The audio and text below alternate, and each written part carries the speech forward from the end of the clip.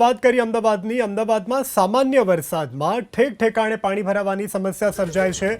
માત્ર થોડા વરસાદમાં અખબારનગર અંડરપાસ કે જે પાણીમાં ગરકાવ થયું છે, જેના કારણે અંડરપાસ બંધ કરવાની ફરજ પડી છે. આ સાથે રામાપીરના ટેકરા નરોડા વિસ્તારમાં પણ વરસાદી પાણી ભરાવાની સમસ્યા.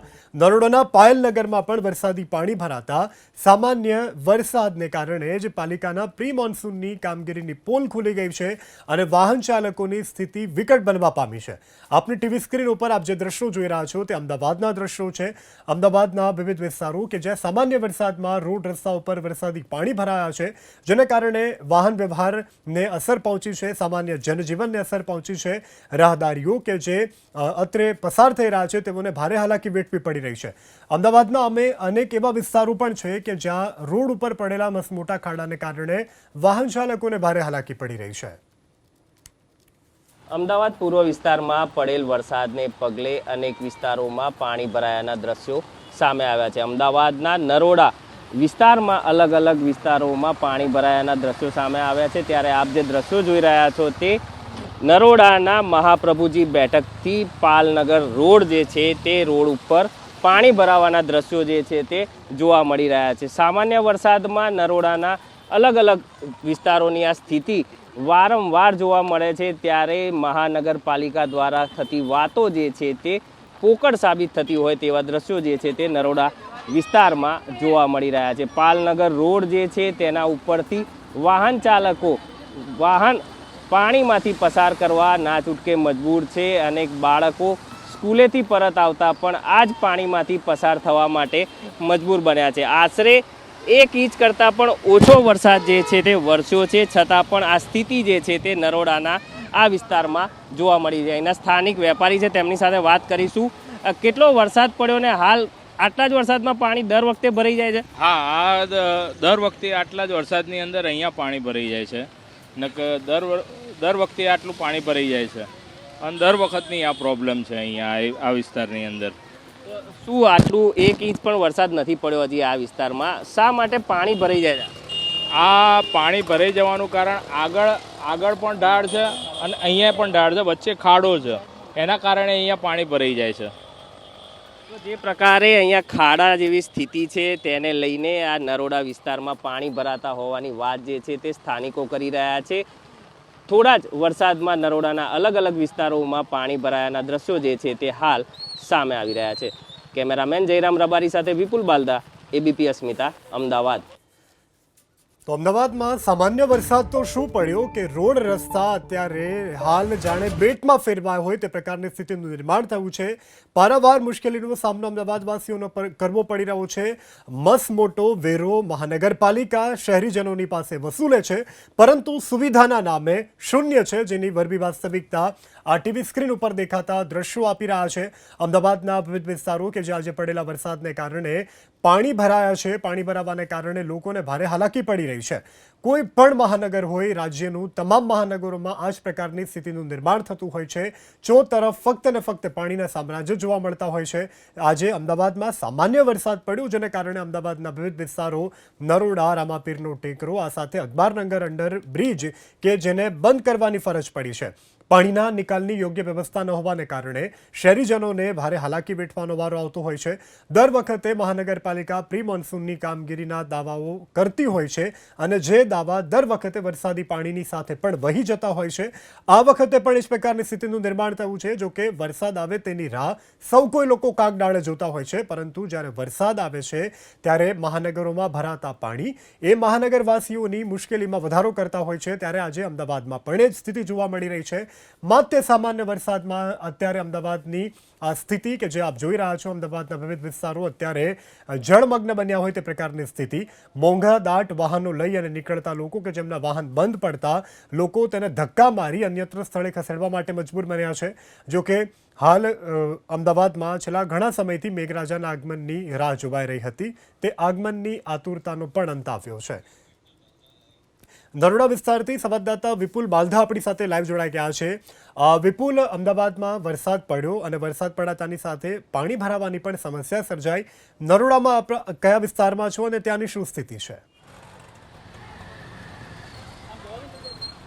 અમે હાલ અત્યારે નરોડાના ખોડિયાર ચોક વિસ્તારમાં છીએ કે જ્યાં આદિશ્વર નગર વિસ્તાર જેને કહેવામાં આવે છે તે વિસ્તાર જે છે તે પાણીમાં ગરકાવ થયો હોય તેવા દ્રશ્યો જે છે તે હાલ જોવા મળી રહ્યા છે. આપ દ્રશ્યોમાં જોઈ રહ્યા છો કે સોસાયટીઓમાં પણ બહાર નીકળવાના રસ્તા ઉપર પાણી ફરી વળ્યા છે અને તેને જ લઈને વાહન ચાલકો અને અહીંયા રહેતા રહેવાસીઓને અનેક મુશ્કેલીઓનો સામનો કરવો પડી રહ્યા છે. બાળકોને સ્કૂલેથી લઈને આવતા લોકો જે છે તેમને પણ અનેક સમસ્યાઓનો સામનો કરવો પડી રહ્યો છે. અહીંના રહેવાસી સાથે વાત કરીએ. આપ અહીંયા જ રહો છો, કેવી પરિસ્થિતિ થાય છે દર વખતે? વરસાદ થોડો ને પાણી વધારે, સ્કૂલે છોકરાઓને લેવા જવામાં બધી રીતે તકલીફ પડે. આખા આદિશ્વર એરિયામાં ફૂલ પાણી ભરાઈ જાય છે બધે. આખી સોસાયટીમાં ઢીચણ હમાણા એક વરસાદમાં એટલા પાણી ભરાઈ જાય. આ સમસ્યા વર્ષોથી છે, અત્યાર નહીં. કોઈ એનું નિરાકરણ? કોઈ નિરાકરણ નહીં. જોડે સ્કૂલ છે બધી રીતે, તો બી કોઈ નિરાકરણ છે નહીં એનું. પાણી વધારે ઢીચણ હમાણા પાણીમાં કાયમ છોકરાઓને લેવા જવાનું.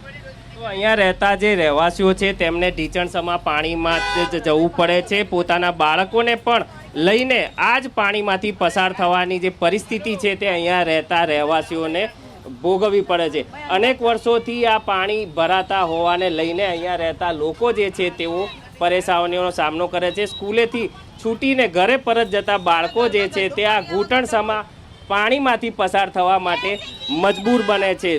તંત્ર વાતો કરે છે પરંતુ તેનો ઉકેલ ક્યારે આવશે તે અમદાવાદ વાસીઓ હજુ પણ વર્ષોથી રાહ જોઈ રહ્યા છે. નરોડાના આદિશ્વર નગર વિસ્તાર જે છે તે વિસ્તારમાં અનેક જગ્યાએ જે છે તે પાણી ભરાયા છે અને તેને લઈને વાહન ચાલકોને મુશ્કેલીઓનો સામનો કરવો પડી રહ્યો છે. અનેક બાળકો જે છે તેઓ પણ સ્કૂલેથી છૂટીને પોતાના ઘરે જઈ રહ્યા છે, તો સાથે જ અનેક ટુ વ્હીલર વાહન ચાલકો છે તેઓ પણ આ રસ્તા ઉપરથી જ પાણી વચ્ચેથી પસાર થવા માટે મજબૂર બન્યા છે. અનેક રજૂઆતો અનેક વર્ષોથી આ જ સમસ્યાઓનો સામનો જે છે તે આ લોકો કરી રહ્યા છે અને તેને જ લઈને સમસ્યાઓ જે છે તે નરોડાના લોકોને પડી રહી હોવાના દ્રશ્યો જે છે તે અલગ અલગ આદિશ્વર નગર વિસ્તાર જે છે તે સમગ્ર આદિશ્વર નગર વિસ્તારમાં જોવા મળી રહ્યો છે. લોકો કહી રહ્યા છે કે વર્ષોથી આ સમસ્યાઓનો સામનો જે છે તેઓ કરી રહ્યા છે, છતાં પણ તેનો ઉકેલ જે છે તે હજી સુધી નથી આવ્યો. એટલે કે આપ દ્રશ્યોમાં જે રીતે જોઈ રહ્યા છો આદિશ્વર નગર વિસ્તારના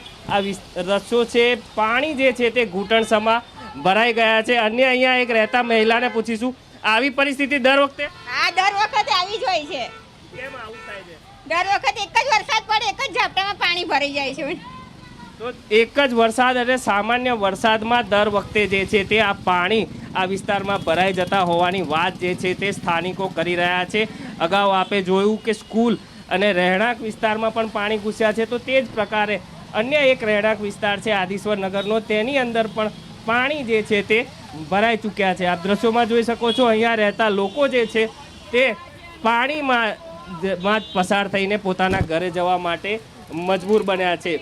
હજુ અમદાવાદના પૂર્વ વિસ્તારમાં 1 ઇંચ જેટલો વરસાદ ખાબક્યો છે ને તેને જ લઈને આ પરિસ્થિતિનો સામનો જે છે તે અહીંયા રહેતા લોકોને કરવો પડી રહ્યો છે. આગળના પણ દ્રશ્યો બતાવીશું. આદિશ્વર નગર ખોડિયાર ચોક પાસેના દ્રશ્યો છે કે જ્યાં આગળ ઘૂંટણસમા પાણી જે છે તે 1 ઇંચ વરસાદમાં જ ભરાઈ ગયા છે અને તેને જ લઈને વાહન ચાલકો અહીંયા રહેતા રહેવાસીઓને મુશ્કેલીઓનો સામનો કરવો પડી રહ્યો છે. ગટરના ઢાંકણા ખોલી દેવામાં આવ્યા છે, છતાં પણ આ પાણીનો નિકાલ જે રીતે થવો જોઈએ તે નિકાલ નહીં થવાને લઈને હાલ લોકોને સમસ્યાઓનો સામનો કરવો પડી રહ્યો છે. એટલે કે જે પ્રકારના દ્રશ્યો નરોડાના અલગ અલગ વિસ્તારોમાં જોવા મળ્યા, અમદાવાદના ગેલેક્સી રોડ ઉપર, ત્યારબાદ પાલનગર રોડ ઉપર અને હવે અમદાવાદના ખોડિયાર ચોક એટલે કે આદિશ્વર નગર રોડ ઉપર પણ પાણી ભરાવાના દ્રશ્યો જે છે તે હાલ સામાન્ય વરસાદમાં જોવા મળી રહ્યા છે.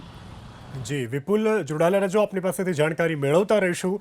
તો આ અમદાવાદની પરિસ્થિતિ આજે કે જ્યાં ચો તરફ ફક્ત ને ફક્ત જળ સામ્રાજ્ય જોવા મળી રહ્યું છે, ત્યારે અધિકારીને સવાલ પૂછવો છે, મેયરને સવાલ પૂછવો છે અને આ સાથે જેમણે દાવા કર્યા હતા કે પ્રી મોન્સૂનની કામગીરી સત્વરે સુપેરે પાર પાડી દેવાય છે, ક્યાંય પાણી નહીં ભરાય, ખંભાતી કૂવાનો પણ આ વખતે ઉપયોગ કરવામાં આવ્યો છે, આ બધા દાવા દર વખતની જેમ આ વખતે પણ પાણીમાં વહી ગયા હોય તે પ્રકારની પરિસ્થિતિનું નિર્માણ અત્યારે અમદાવાદમાં થયું છે. જો તરફ અમદાવાદમાં પાણીનું સામ્રાજ્ય જોવા મળ્યું. આ તો સામાન્ય વરસાદ છે. જો વધારે વરસાદ પડે તો મહાનગરની કેવી સ્થિતિ થાય તેની કદાચ કલ્પના કરવી પણ ખૂબ અઘરી સાબિત થઈ શકે છે. સામાન્ય વરસાદમાં જ શહેરની આવી સ્થિતિ છે. જો કે શાળાએથી છૂટીને ઘરે જતા બાળકો અને બાળકોને લેવા આવવા જતા વાલીઓ પણ અત્યારે પારાવાર મુશ્કેલીમાં મુકાયા છે.